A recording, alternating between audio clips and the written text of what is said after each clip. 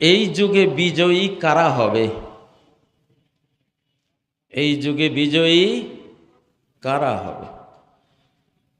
এটা আল্লাহ বলছেন, وَإِنَّ جُندَنَا لَهُمُ الْغَالِبُونَ,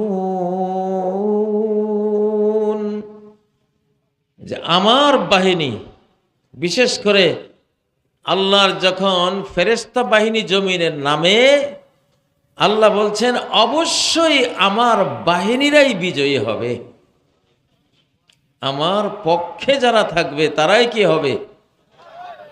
বিজয়ী হবে। শেষ যুগ, শেষ জমানা, এখন আর মুসলিমদের, মুমিনদের হেরে যাওয়ার আর কোনো সুযোগ নাই। ইনশাআল্লাহ বিজয়, এটা আল্লাহর শক্তি দিয়ে আল্লাহ বিজয় ছিনিয়ে আনবেন, তিনি বিজয় দিবেন। আমরা আল্লাহর সাথে থাকবো, আল্লাহ আমাদের সাথে থাকবে। আমরা কার সাথে থাকবো? আল্লাহ কার সাথে থাকবেন? وَإِنَّ اللَّهَ لَمَعَ الْمُحْسِنِينَ, যারা ইহসান সহকারে কাজ করে, সুন্দরভাবে ইখলাস সহকারে কাজ করে, আমার নবী মুহাম্মদের তরিকা মতো কাজ করে, আল্লাহ তাদের সাথেই আছেন। আল্লাহ বলে মুহসিন কাকে বলে? যার অন্তরে আল্লাহ প্রাপ্তি ছাড়া আর কোনো ভাবনা নাই। আমাদের এই মাহফিলে আসার পেছনে অন্তরের ভাবনা কি? আল্লাহ প্রাপ্তি। কি প্রাপ্তি? কি প্রাপ্তি? আল্লাহ প্রাপ্তি জীবনের সর্বোচ্চ লক্ষ্য, উদ্দেশ্য, সাধনা। ওই হিন্দুরা, যোগীরা, বৌদ্ধরা, তারা ঈশ্বর প্রাপ্তির জন্য ঘর সংসার সব ত্যাগ করে। খ্রিস্টানরা বৈরাগী হয়, ওই একবারে লাল দালানে নান অথবা সংসার বিরাগী হয়ে, সন্ন্যাসী হয়ে সারা জীবন ওই গির্জায় কাটায় ঈশ্বর প্রাপ্তির জন্য। আমরা কাটাবো কি জন্য? আল্লাহ প্রাপ্তির জন্য। কি জন্য? আমার আর আপনার সবার জীবনের চূড়ান্ত লক্ষ্য কি? কি প্রাপ্তি? কি প্রাপ্তি? আল্লাহ প্রাপ্তি। আল্লাহকে পাবো, তার সন্তুষ্টি পাবো। সুবহানাল্লাহ। ওয়ারিদওয়ানুম মিনাল্লাহি আকবার, আল্লাহর সামান্য একটু সন্তুষ্টি পাওয়া মহাবিশ্বের চেয়ে বড়। যে আল্লাহর হাতের তালুতে 7 আসমান রাখলে আমাদের কারো হাতের তালুতে রাখা 7টা সরিষার দানার মতো মনে হবে। সেই আল্লাহর এক কণিকা খুশি, সন্তুষ্টি, রেজামন্দি পাওয়া, আল্লাহ বলেন আকবর, সবকিছুর চেয়ে বড়। জান্নাতের মধ্যে, জান্নাতের চেয়ে বড় একটা নেয়ামত আছে। জান্নাতের মধ্যে কি আছে? জান্নাতের চেয়ে বড় একটা নেয়ামত আছে। ও মুসলমান, এগুলি মাসালা না? এগুলি জানতে হবে না? জান্নাতের মধ্যে, জান্নাতের চেয়ে বড় নেয়ামত কি? আল্লাহকে দেখা। মাশাআল্লাহ।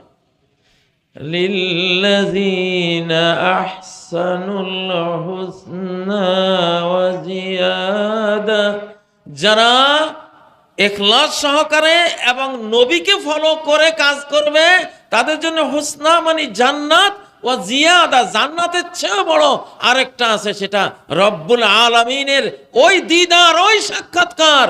যেই সাক্ষাৎকারে গেলে আল্লাহকে যে দেখবে, কত হাজার বছর যে গুজারি যাবে, শেষ হয়ে যাবে, দর্শনার্থী টেরে করতে পারবে না। আল্লাহু আকবার।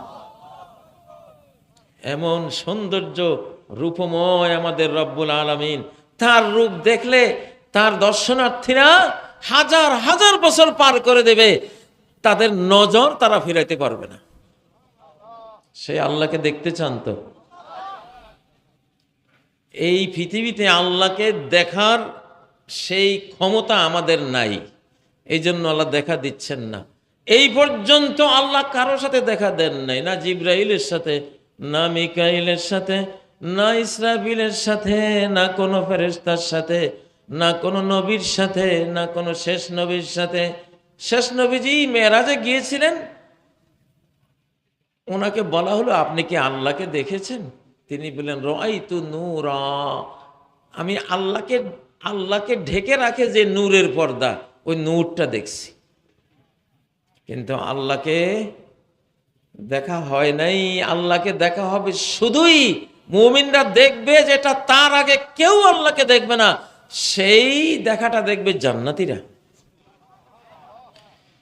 উজুহু ইয়াওমাইযিন নাযিরা ইলা রাব্বিহা নাযিরা।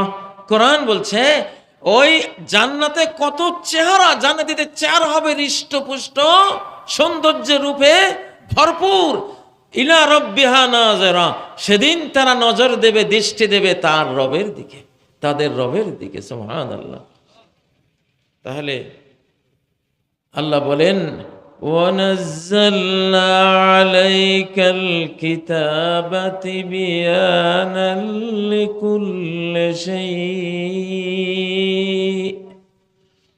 ওয়ানাজ্জালনা, আমি একটু একটু করে অবতীর্ণ করেছি, আলাইকা, আপনার উপর, হে নবী, আপনার উপর আমি একসাথে 30 পারা পুরো কোরআন নাজিল করিনি, একটু একটু করে নাজিল করেছি। কারণ একসাথে সব বললে কোনোটাই মনে থাকবে না, আমলও করা যাবে না। এই জন্য অল্প অল্প করে আল্লাহ তাআলা আসমান থেকে আমাদের জন্য মানব জাতির সবচেয়ে বড় রহমত, মানব জাতির প্রতি সবচেয়ে বড় উপহার যেই কোরআন, সেটা আল্লাহ নাজিল করেছে। এই কোরআন নাজিল করেছেন কোথায়? এই জমিনে। কোথায়? এই জমিনে। এই জন্য এই জমিনে যখন কোরআন তেলাওয়াত হয়, বিশেষ করে ফজরের সময়, আল্লাহর কোটি কোটি ফেরেশতা তখন জমিনে নেমে আসেন ইমাম সাহেবের তেলাওয়াত শোনার জন্য। ওনারা আকাশের ফেরেশতা, কিন্তু কোরআন পড়া হয় কোথায়? জমিনে। এই জন্য কোরআনের মজলিসে যে শুধু আপনারাই আসেন এটা না, আকাশের অযুত নিযুত লক্ষ কোটি বিলিয়ন ট্রিলিয়ন ফেরেশতা এই কোরআন শোনার জন্য কোরআনের মজলিসে নেমে আসেন, মসজিদে চলে আসেন। এর দলিল কোরআনে আছে, ইন্না কুরআনাল ফাজরি কানা মাশহুদা। ফজরের কেরাত এমন একটি কেরাত, যেই কেরাতে আল্লাহর ফেরেশতারা কি হয়? হাজির হয়, এবং আল্লাহ তাআলাও গভীর মনোযোগ দিয়ে ইমাম সাহেবের কেরাত শোনেন। সুবহানাল্লাহ। সেই কোরআনের মজলিস, এইটা বড় না আমেরিকার হোয়াইট হাউসে বসতে পারাটা বড়? ইউরোপের, ব্রিটিশ বা জার্মানি বা জাপান, তাদের পার্লামেন্টে বসা বড় না আমার এই ছোট্ট এই যে তাফসীরুল কোরআন মাহফিল, এখানে বসা এটা বড়? এইটা বড়, আলহামদুলিল্লাহ। কারণ এটা চিরস্থায়ী কল্যাণ বয়ে আনবে আমাদের জন্য। ও ভাইয়েরা, দেশের বর্তমান যেই পরিস্থিতি, এই পরিস্থিতির আলোকেই তো কথা বলতে হবে কোরআন সুন্নাহ থেকে। প্রথম কথা হলো